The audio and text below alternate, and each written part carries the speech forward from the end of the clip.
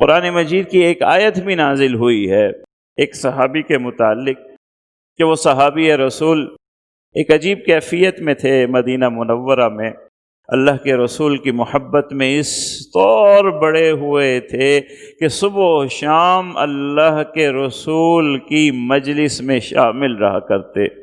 اور ایک خاص کیفیت کے ساتھ کہ حدیث کے الفاظ ہیں ٹک ٹکی باندھ کے اللہ کے رسول کو دیکھتے رہتے تھے، آنکھیں بھی نہیں چھپکتے تھے، بس ایک ہی عمل تھا ان کا کہ مجلس میں آ جاتے اور اللہ کے رسول کو دیکھتے رہتے۔ آخر اللہ کے رسول نے بھی اس بات کو محسوس کر لیا، دوسرے صحابی آتے ہیں، اپنا سوال کرتے ہیں، اپنی بات کرتے ہیں، یہ عجیب صحابی ہیں کہ اکثر میری مجلس میں ہیں اور مجھے دیکھ رہے ہیں، صرف دیکھ رہے ہیں۔ سوال کر لیا کہ یہ تمہارا کیا عمل ہے، یہ کیا طریقہ ہے؟ تو صحابی رسول نے جواب دیا اللہ کے رسول کو کہ اللہ کے رسول، میرے دل میں ایک بات چبھی ہوئی ہے،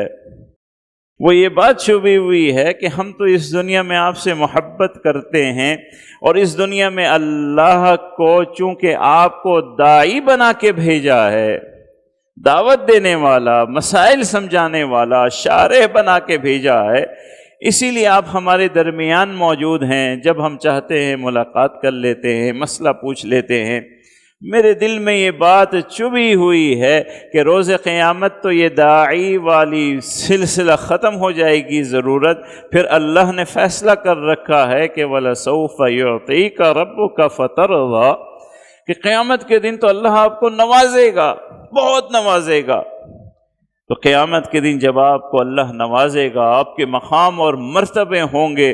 آپ بلند ہو جائیں گے، ہم بہت نیچے رہ جائیں گے، پھر نہ جانے آپ کو یہ آنکھیں دیکھ پائیں یا نہ دیکھ پائیں۔ اسی تکلیف اور پریشانی میں میرا دل کرتا ہے کہ جتنا اس دنیا میں دیکھنا ہے میں آپ کو دیکھ لوں۔ روز قیامت کسے پتا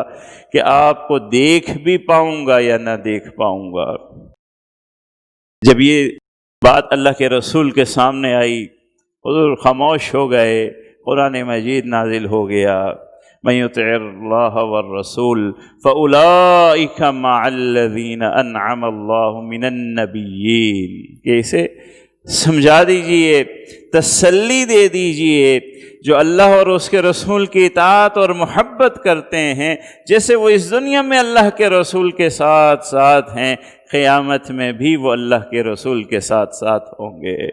ایسے ہی مجلسوں میں شرکت کیا کریں گے۔ انعم اللہ من النبیین والصدیقین والشہداء، یہ قرآن مجید کی آیت ہے کہ محبت ایسا عمل ہے کہ اگر انسان اپنے اس وعدے میں سچا ہو جائے اور ایسی محبت اس دنیا میں کر جائے جو اللہ اور اس کے رسول کے یہاں مقبول ہے، جو مطلوب ہے، وہ محبت کے مظاہر اس دنیا میں اگر کر جائے تو اس کی قیامت اور اس کی آخرت ساری کی ساری اس محبت کے ذریعے ہی سنور سکتی ہے۔